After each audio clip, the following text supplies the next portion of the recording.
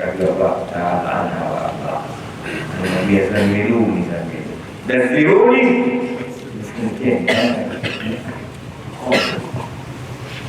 ni wewe Nabi wallahi nakashifu hapa kashifu najiogopea mimi leo nimekutana na kiwengo. Alhamdulillah ta'ala kulima wassalatu wassalamu ala nabiyil huda wa rahmah سيدنا وحبيبنا وشفيعنا ومصطفانا مولانا محمد بن عبد الله صلى الله عليه صلاة يخرجنا فيها من ظلمات الوهم ويكرمنا بنور الفهم ويوضح لنا ما أشكال حتى يفهم إنه يعلم ولا نعلم ويعلمه. رب اشرح لي صدري ويسر لي أمري واحلل عقدة من لساني يفقهوا قولي أما بعد.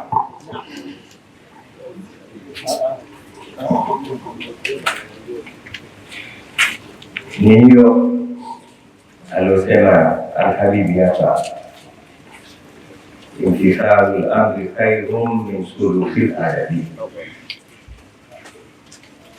kufuata amri ni bora kuliko kuchunga adabu. Nipende kuwa kweli, na hiyo ndio desturi yangu. Kama si Alhabibi hapa kuniambia hii sasa ni amri, nisingeweza kusema, lakini nasema hii ni amri, basi imtithalul amri khairun min sulukil adab, kufuata amri ni bora kuliko kuchunga adabu, kwa sababu ndio adabu ya adabu. Lakini sivyo na sivyo tulivyopokezwa baada ya mtu mzito kama Habib Saidi Mtwar Saidi Abdurrahman Kitami Jamalul Layl. Sisi tunamjua makana yake, nafasi yake, nasli yake, asli na usuli zake. Sisi tukasimama baada ya yeye kusema, lakini akisema hii amri sasa walidi sema tutatekeleza. Lakini kinyume na hivyo, niwaambie ndugu zangu, singesimama na singepelepesa macho. Ndio maana nikamuuliza Sheikh Abdallah, ni wewe umepanga katiba hii? Ndio maana nimemuuliza, lakini ndio kweli sisi tunatakiwa tuwapate. Lakini pia mara nyingine, mimi hapa maulidi hapa sio mgeni, mimi nyumbani. Nitakuta siku moja kwa siri, nitakueleza mimi na usikaji nyumbani, tena kwa damu, nimezaliwa damu, wala kila bila mimi na damu. Lakini si hivyo, lakad madahtukum bimadihin lau madahtu bihi bahra hijazi la aghnatni jawarihu la aiba li ghaira anni min biladikum wa zamirul hayyi la tukrib madhahiruhu. Yamesema maneno haya.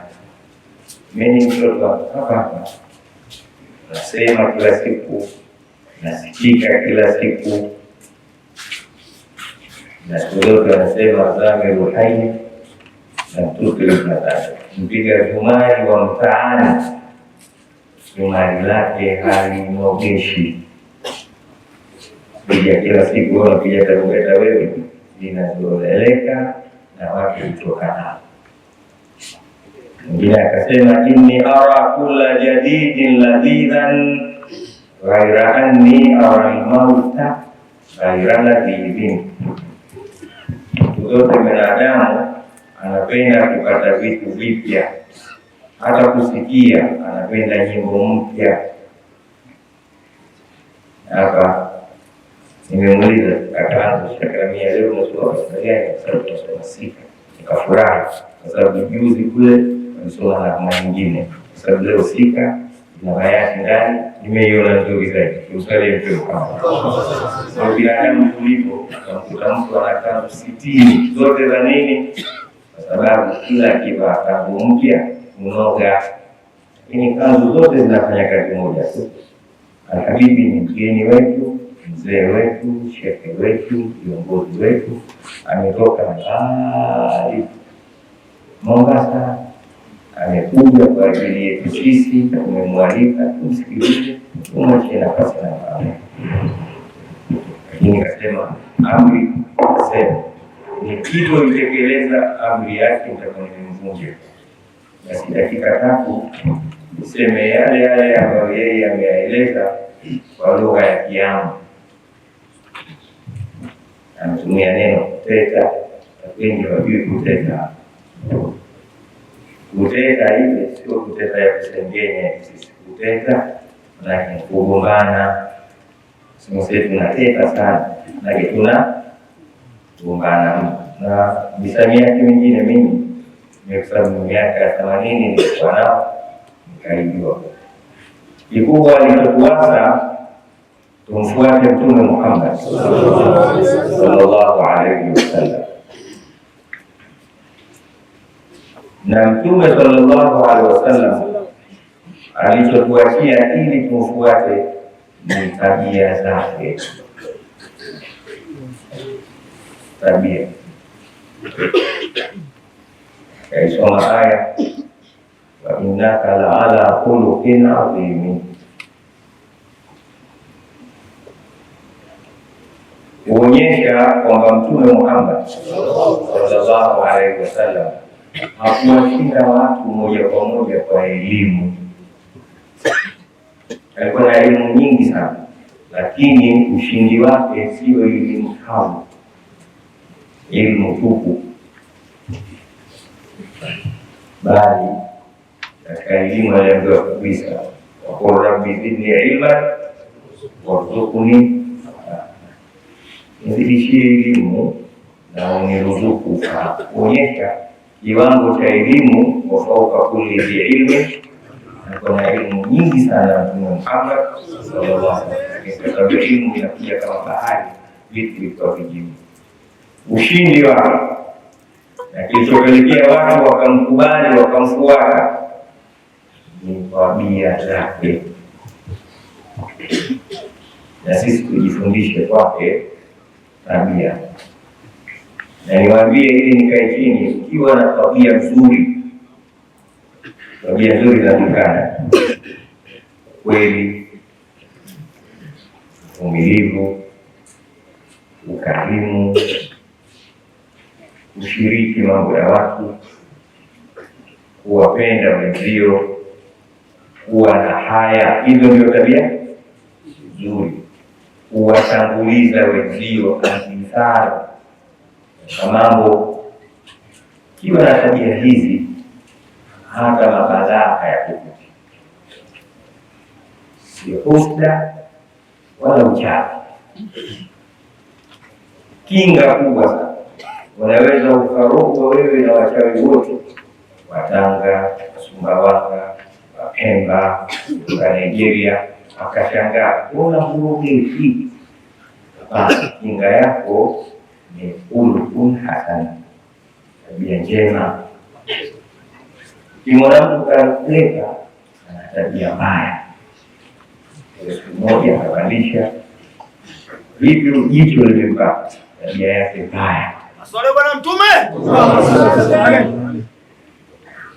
Tukisema maneno kwa mkao ndio tunasielewa. Sisi kama tuko mahakamani, kila kitu lete ushahidi. Sasa ushahidi wa hili tangu baki nuzuli wa awali wa Mtume Muhammad sallallahu alaihi wasallam, kwa mara ya kwanza anakutana na Jibril alaihi salam. Ule katika pango alirudi ana kitete, homa kali, woga, sababu akutana na kiumbe jamaa kukutana naye na akamsuka piga makofi ya kubana kwa utake, akimwambia soma, anasema maana anaminya. Hakuwa akiminya na kibasa, anaminya na Jibril ambaye mwenyewe Mwenyezi Mungu amemsifu shahidi kulikuwa kiumbe mwenye nguvu, mwenye maskini mtume katika hali ya kule soma jinywa na kiumbe chenye nguvu. Aminya sana kama mtu akamwambia asoma. Aliporudi kule Mtume Muhammad sallallahu alaihi wasallam ndiyo kwa mkewe na Khadija radhiallahu ta'ala anha wa arda, anamwambia zamiluni